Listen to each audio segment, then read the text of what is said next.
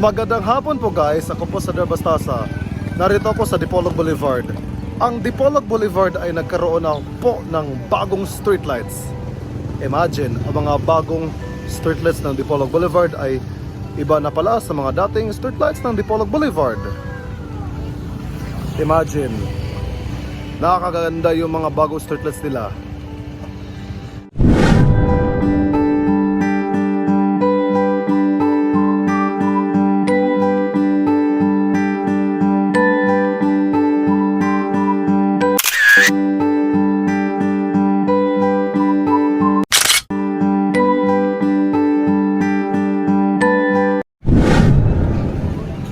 Sa tuwing sunset po, itong boulevard ay magiging maganda. Kapag sinulyapan nito, mawawala yung sakit sa ulo niyo o matanggal yung sakit sa ulo niyo.